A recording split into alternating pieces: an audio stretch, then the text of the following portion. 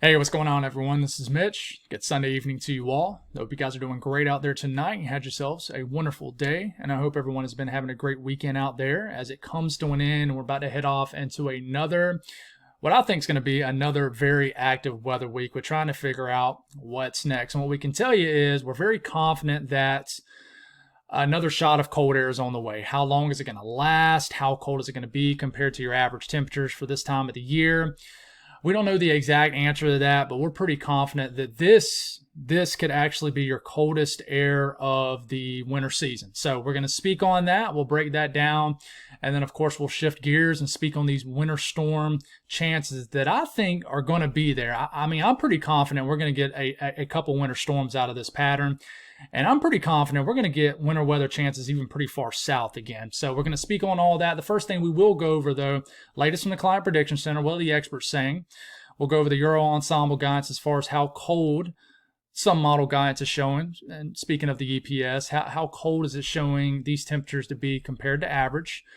And then we'll go over all model guidance from today and to this evening. What is it showing? You're going to see a lot of craziness and what I'm about to show you. But the reason I'm showing you it is because we're trying to narrow down that time frame. Phase one is trying to, I would say, work a new pattern into a closer time frame where we can say, hey, this is going to happen.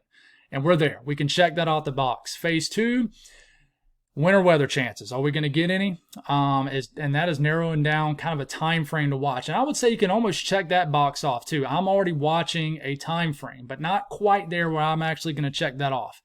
And then phase three is actually trying to forecast snow and ice totals. And that's only speaking on winter weather. You do all that with the tropics and severe weather too. So we're going to break down all this information at the very end of the video. We will nerd out with you guys a little bit and just kind of break down the pattern and really kind of explain to you guys why it supports so much cold air dropping down to the lower 48 that will eventually increase winter weather chances. So if you guys have not subscribed, certainly consider doing that. Like the video if you like it. If anybody has anything that I can pray about or pray over, please put it in the comments below. Let's get rocking and rolling tonight. Hope you guys are doing well. Appreciate all the support lately. It's been wild, hard to keep up with, but definitely appreciate y'all so much for supporting me in this channel. But let's get going. So the latest from the Climate Prediction Center. This takes us, and this is the 6 to 10 day temperature outlook and precipitation outlook. So this is from the 18th to the 22nd. So on out ahead of us, but not too far away. What is it, the 12th? So 6 days away from us. This is when this time frame starts. So in this kind of purple color, some people might call this navy blue, it's an 80% chance of temperatures being below normal. This shade of blue right here, darker blue, 70% chance. This is a 60, this is a 50, this is a 40, and this is a 33% chance. So say if your average high temperature is 50 degrees for this time of the year, and that's probably going to be somewhere in the south. It's saying that, hey, there's an 80% chance, like maybe in Texas, that your temperatures are going to be below that for your high temperature. That's pretty much what this is showing. So I want you to kind of keep your eyes on this, right? A lot of blue. There's nobody on this map that's going for above average temperatures. A lot of blue. So you probably ask, well, okay, cold air. Is it just going to be dry cold, or are we going to get any moisture with it? Well, if you look at the precipitation outlook in the same time frame, the 18th through the 22nd, these green areas, that's not where it's necessarily going to rain. Of course, it could. It could be winter weather, but the green areas is where they're saying, hey, there's a chance of above average precipitation in this same time frame. So this darker shade of green, that's a 50% chance of precipitation being above normal. This little lighter shade of green, 40, and then the even lighter shade the lighter shade of green compared to that is a 33% chance. So it's leaning wetter compared to average. That wetter could be winter weather. You get what I'm saying here. So in the grayed out area, that's pretty much, you could lean one way or the other. So you're watching this area, and then you're watching the eastern U.S. and the southern tier of the country. And just because you see the brownish colors right in here, kind of that tan color, that doesn't mean you're not going to get any moisture. That's not what that means. It's just leaning towards confidence in it being more dry. Okay, so we even extend this even further out. So we go to the 8 to 14 day outlook, and this takes us from the 20th through the 26th. Okay, so this is getting a good 8 days out ahead of us. And the confidence is still there that we're going to have below average temperatures. And this blue, 70% chance. This blue, 60. And then this is 50. And then this is 40. And this is a 33% chance. And once again, almost the entire lower 48, except you folks down here in like Miami, there's a little small area of orange down here, but just about the entire lower 48 going for below average temperatures. And then you compare that with the precipitation outlook, and it looks similar. You got this area across the Rockies and the high plains going for maybe a chance of a touch above average precipitation. And then you got the deep south and then the southeastern areas, the mid-Atlantic, leaning towards above average precipitation, even a higher chance across kind of the southeast coastline. So now we've seen what the experts at the Climate Prediction Center are saying, the National Weather Service. Let's go over some model guidance. So as far as this cold air, now a lot of people ask, like, Mitch, I cannot see the time frame. So, if you're looking at a phone, it's going to be pretty hard to see on your screen here. But it says January 17th, 7 a.m. Don't focus too much on the time of the day. But once again here, FRI 17 January. Okay, so this is Friday, January the 17th. And I'm going to try to say it out loud as I'm moving through this. It's just, unfortunately, I don't have a ton of time to edit these videos afterwards, really any time at all.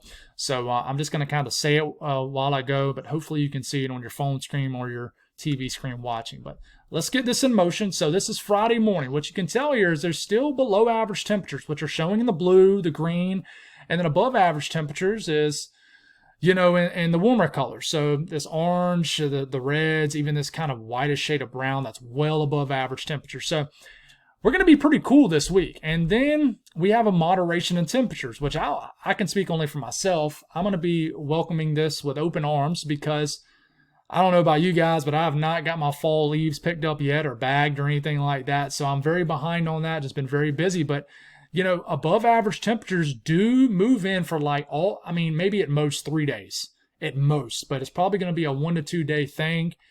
You get a period of above average temperatures, it moves in, and then the bottom drops out. So you're getting into next Saturday evening, like the 18th, still dealing with maybe a touch above average temperatures like across the eastern U.S. And then you see this green right here, and look down here. I know it's pretty hard to see, but this is anywhere from 10 to 15 degrees below average. So if your average temperature is 50 degrees, then maybe you get highs in around 40 to 35 degrees. And then you think of the same way with low temperatures, okay? But look at this cold air spilling down into the Rockies, the high plains, and then you start to move this into, say, this is Monday morning, 8 days from now, pretty far out. You start to see the Barney colors showing up. So you start to see this darker shade of violet, purple, and then you start to see some of these green shaded colors going into this whitish shade of purple almost. And I mean, if you look down here, that's starting to get to 15 to 20 degrees below average. You're starting to get to the violet. That's like 25 degrees below average. Okay, so if your average low is 30 degrees, okay, this could put you in low temperatures in the single digits. So just think of it like that. I know not everybody knows what their average temperatures are. There is ways to find that. You can go on, some weather apps have it. You can go to your local National Weather Service website. It shows it to you. But if you live in any general area for any kind of extended period of time, you probably know what your average high temperatures are in general for this time of year. But I get not everybody does, so I get it. But anyways, getting off track, which I often do. This is next Monday morning, not tomorrow, next Monday morning. The entire lower 48 just about is well below average. A true dislodgement of Arctic air. I mean, the origins of this is likely from like Siberia. Dumps down into the lower 48. You get this Arctic outbreak, and this is just wall-to-wall cold. And it continues. In fact, it gets even worse, and we get between the 7 to 10 day period, like the 19th through the 23rd, 24th. And look here in Texas. I mean, it's not just in Texas. This violet color, 20, almost 30 degrees below average. And folks, this is not just some crazy operational run. This is the European ensemble run, folks. A very reliable source. So it tells you that 51 runs of this is averaging up, and you're still getting extremely cold anomalies. This is the real deal, folks. So we get all the way out to day 8, day 9. So we're getting into like Tuesday, the 21st. We're getting into the 22nd. Look how cold these temperatures are. And it just lasts all the way through the 24th, the 25th, the 26th, and then it begins to moderate some. But the real true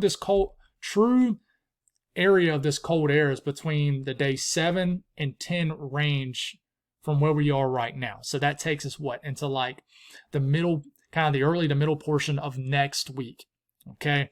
This is very serious cold. Now, if you actually look at temperatures, for example, and you compare that to the colder anomalies, this is this coming Friday. There's that moderation period. Nice temperatures getting into the 60s. I would argue some's going to get into the 70s. And then watch how this freezing line begins to settle south. See how the cold air is dropping down? This is Sunday. This is next Monday, not tomorrow. Next Monday, the 20th.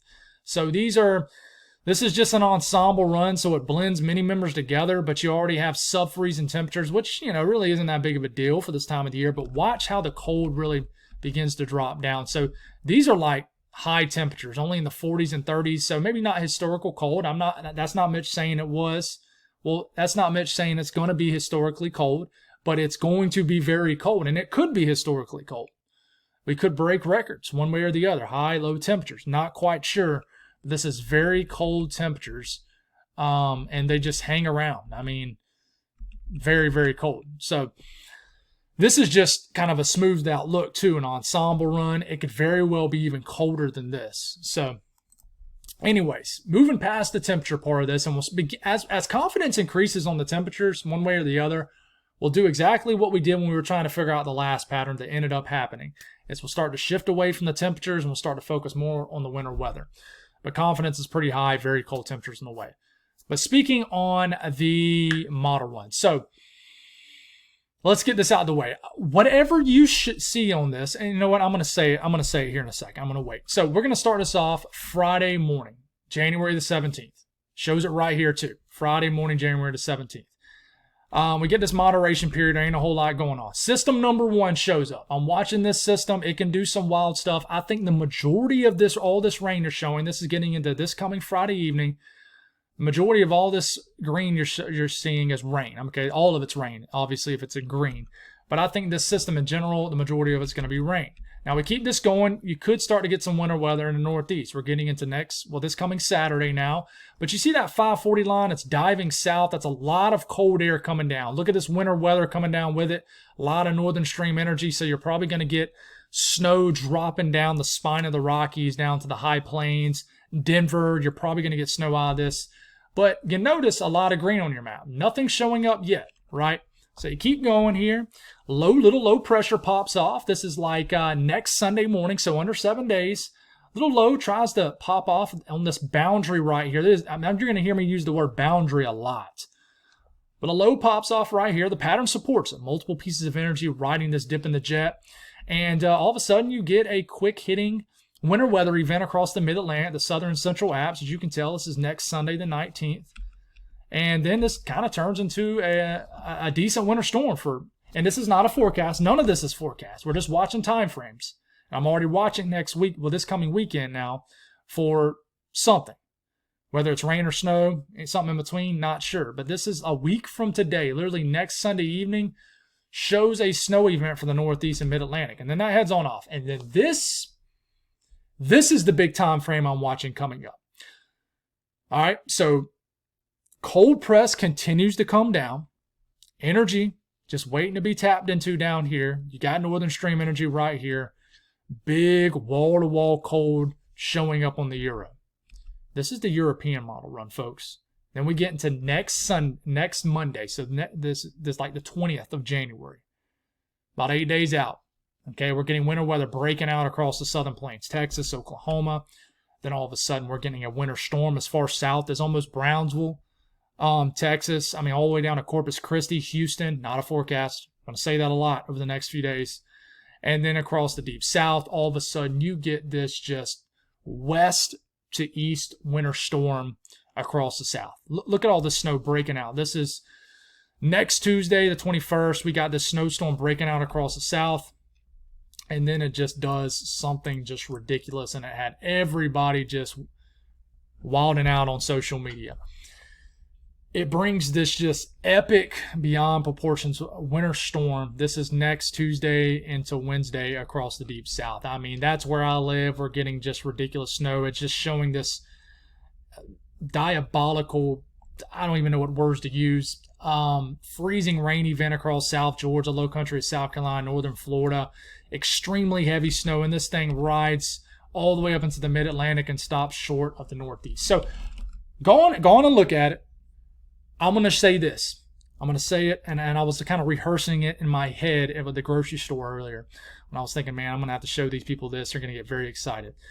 You're looking at this, and you're probably immediately in your head thinking, okay, it's going to snow next week, midweek.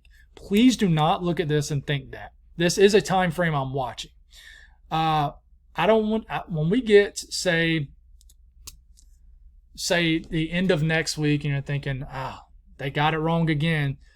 I'm just going to, and I read that in the comments, I'm just going to say, hey, I didn't promise you anything. I'm not just because you're seeing all this blue, all this pink on your map, nobody's promised you anything. At least I can only speak for myself. Also, because I want to keep it real with you guys, if we get to say next week, and this is what you see on this map is actually happening, I don't want you guys to say Mitch called it. Because I don't want you to say that either, because Mitch didn't call it. I'm just showing you model guides. So, you got to look at it's a perspective thing. You got to look at it one way, you got to look at the other. And I don't want any credit for it. I'm just saying, hey, this is a time frame to watch early to midway next week. The pattern supports something crazy. I don't think it supports anything crazy like this. But at the same time, you never know when you're going to get the next historic winter storm for the South. Something like 1973 for my people that's been around a while here in Georgia and South Carolina and North Carolina. So you just never know when it's going to happen. But yes, the Euro showed something just ridiculous. It got me excited looking at it. But listen, by the time we wake up tomorrow morning, it's probably not going to show that. But the idea is, can it show something? Okay, so yes, Euro did something wild there. And I mean, I didn't even look past that, honestly, today, so I don't even know if it went on to show anything else. It does. It tries to show another winter weather event as you're getting into the 24th to 25th, and then it begins to cut. So what about the GFS? What is it showing with these two time frames that I'm watching? So once again, we'll start off this coming Friday, the 17th. Cold air is coming down. Here comes system number 1. Now, it wants to get going a lot faster in the Euro. So all of a sudden, this thing's cutting across the middle of the country. Cold air is crashing down on it. This is getting into the 18th, Saturday. And we got snow breaking out across the Ohio Valley, the Northeast. And let's see if let's make sure we're good. Yeah, we're good here. And hopefully we'll be able to have our time frame in view, because the GFS technically is still running. But it does this coming Sunday, so next Sunday now, because it's technically still this Sunday, it does show snow all the way down here to Tennessee, Kentucky. And it does show a winter weather event across the Northeast. In fact, it develops into an all-out snowstorm for southern New England. And listen, the Euro shows something like that too, guys. Okay? So I don't want to completely ignore this first storm, even though a lot of focus is going to be on after this storm into the next time period. So this new GFS coming up, this is new to me. I don't know what it's about to show. So we're going to ride with this together. But the cold air comes down. I'm going to try to describe it as we go. Cold air comes down, and here it comes. You can already see as we're getting closer to that same time frame. Let's go back and look at this real quick. Okay, what did we look at? So this is Tuesday morning, January the 21st on the Euro, right? Okay, this is Tuesday morning, January 21st on the GFS, and it shows something getting tapped into down here. So what is it going to go on and show? Well, there it is. It's obviously, it develops it a lot differently, but here it goes. It shows snow across the deep south, Louisiana, Mississippi, and then it goes on to bubble up some moisture across the Carolinas. Okay, and then turns into, it looks like it develops a low and turns into a winter storm across the mid-Atlantic and areas of the Carolinas, and then it crawls up the eastern seaboard and almost delivers a big-time winter storm across the entire I-95 corridor. And then there's a lot of energy behind it too, like boom, pops off another one. And this is like 2 Fridays from now. This is way out there, past the 10-day mark. And then boom, pops off another winter weather event for the eastern Carolinas. And listen, the pattern is loaded. It is loaded. And I know, this didn't show nothing for Texas, but listen, everybody has the potential here. Everybody in the central to eastern U.S. has the potential. Okay, and this is a closer look at that GFS run. I'm telling you, I like this time period. Remember I told you I liked the time period when 7 to 10 days out before we ended up getting, the winter weather event across areas of the South throughout the last few days. Well, something did end up happening.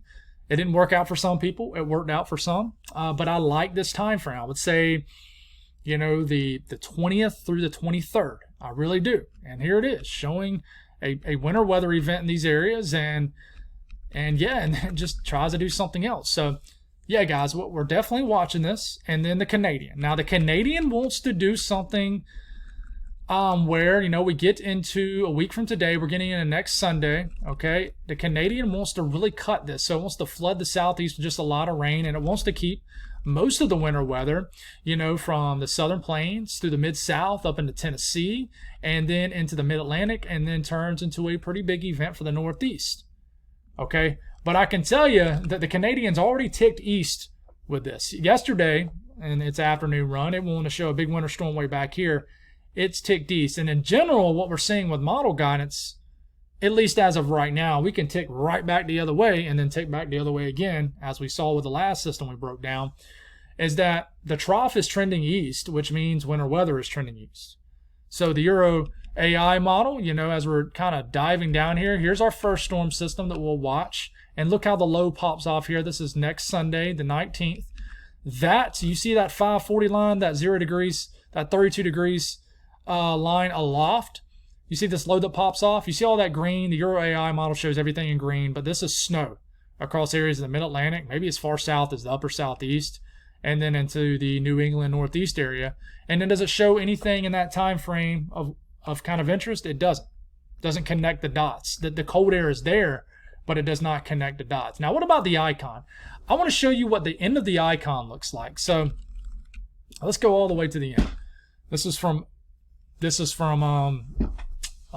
afternoon. The icon has moisture bubbling up, it has cold air dropping down, and already has snow breaking out across the southern plains with already some sort of thermal boundary setting up and a lot of overrunning moisture. You're going to hear the term overrunning a lot and boundary a lot. Not just from me, but from a lot of people.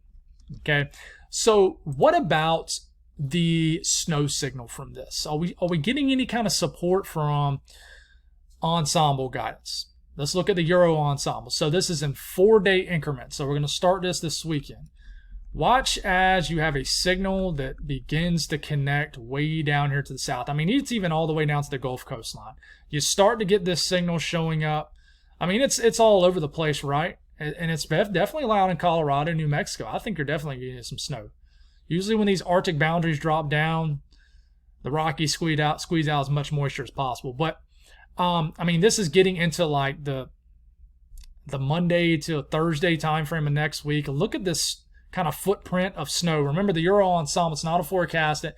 It makes up 51 members, throws them all together, and creates an average.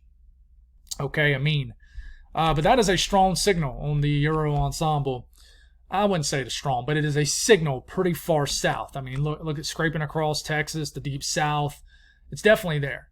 Okay, now we go back and I want to look at, say, the GFS ensemble for the same time period. And yeah, I mean, we're just not in range yet. It hasn't got done running. But if you look at the GFS ensemble, what does it show? Same thing. And it's not as excited back west as the Euro ensemble is. So you got a very small signal down here. You got a little signal across the plains, but it's the loudest across the eastern U.S. And speaking of the eastern U.S., what does it show? Here comes the Euro ensemble. There's that footprint of snow across the south. You see how the signal, I mean, the signal for snow is greater in the south than it is, say, up in Illinois and Indiana. I mean, that once again, there it is. Okay, I would say the snowfall average, the mean, is over a half an inch to over an inch in certain areas. I mean, you almost got 2 inches in the mid-Atlantic. So that is a strong signal. I mean, you look at the entire kind of run here. And one thing I will say, guys, is this is only picking up on snow. The ice is there too, which doesn't show on this. There's a loud ice signal into here too. And I don't think we're going to, normally when we're dealing with the overrunning of moisture over Arctic air, you're not going to avoid sleet and freezing rain. So somebody's probably going to get a big time icing event out of this too. Just kind of like what the Euro showed. Of course, I don't think we're going to get 2 inches of ice, but you never know. But you get what I'm saying. Well, we're going to get ice, and that's not showing up in this. And then you look at the Euro ensemble, and we'll just kind of, and this, you can already see the tail end of this run. You're already starting to get a signal down here in Florida. But unfortunately, we don't have the entirety of the run in this And we have to just kind of look at the run from this afternoon. You can already see a signal in the Carolinas, louder signal from Tennessee points north, not as loud across the deep south. So one thing I'll show you is the blend of all model guidance has already, and this is always a very conservative output. It is already kind of putting a little bit of a footprint of snow down here. This blends all model guidance together. National Weather Service uses this a lot. Okay, just a little bit of a signal down here, right? Just half an inch to around an inch. And then you look at the ice. You can see a little bit of a signal for ice showing up across the deep south. And then you look at the eastern U.S. with this. I mean, that is a pretty solid signal for ice. And it all starts, I want you to watch, like we're into the 19th, the 20th, the 21st, the 22nd. You can see it all starts to pop up after that. And once again, same thing with the snow. Not a super loud signal down here, but I mean, there's something showing up down here. So, yeah, pretty wild stuff. And, you know, just to kind of nerd out with you guys and break down this pattern, we'll start off for Thursday evening. The blues is a trough, a dip in the jets, a lower pressure, colder temperatures. And then you got the yellows, the oranges, the reds. That's higher pressure. It's a ridge, okay? Typically you get above average temperatures. So the blues can just be energy. It could be a storm system. It's going to be cold air. So what you're seeing here is you see this ridge spiking up to Alaska. We call that a negative EPO. So you see that. You know that there's going to be a dislodgement of cold air when that ridge spikes all the way up here. So cold air is going to come down here, and you know, in response, you're going to have a big trough that opens up across the lower 48. So a trough means you're about to see a whole lot of blue when I get these panels in motion. But another thing that I'm seeing here is if you look right here, this blue in the Pacific moving into California, that is southern stream energy that looks pretty hyperactive. So that's going to be moving across this region, spiking the ridge. You're going to have energy dropping down here, energy coming through here, and they're probably going to connect somewhere into here as a cold air press is about to come down. And this is what I mean by that cold air press. Check out all the blue that's about to show up on your screen. Boom, there it is. Big dip in the jet comes down.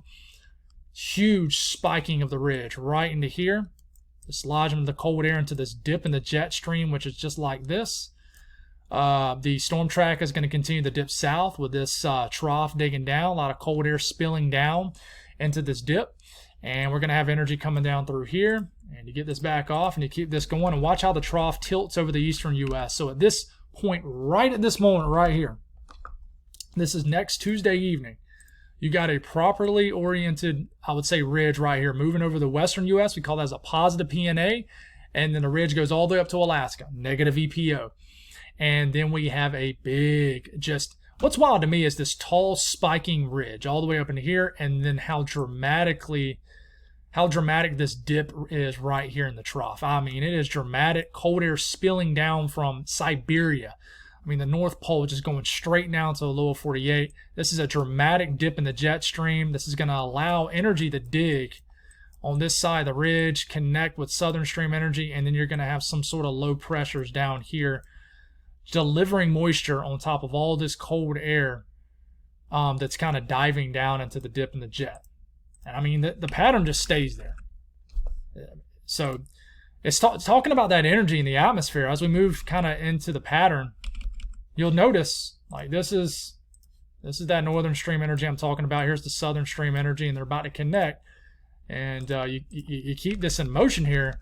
And one thing I'm noticing right into here, plenty of energy diving down with the dip in the jet and associated in the trough. And then you kind of have this extension this way, right? That's energy coming in off the Pacific, diving into all this cold air coming down to here. And I know all that, probably for a lot of people, ain't going to make a whole lot of sense. And I could see how it wouldn't make absolutely any sense if I was a viewer. But you can see how there's kind of energy diving down right here. And you can see all this kind of feedback right into here. That's your energy coming in from that way. There's going to be some sort of connection right into here. And you're just going to run the risk of overrunning right into here. And listen, wherever this boundary sets up, okay, that's who's going to look out with the most winter weather. I'm telling you, this pattern is, this pattern, it resembles February of 2021.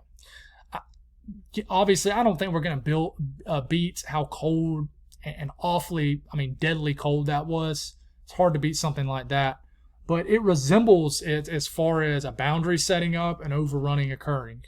So, yeah, buckle up. Wild times ahead. I mean, wild times ahead, folks. So that's all I got. God bless all y'all. Have a wonderful night. I'll talk to you again soon.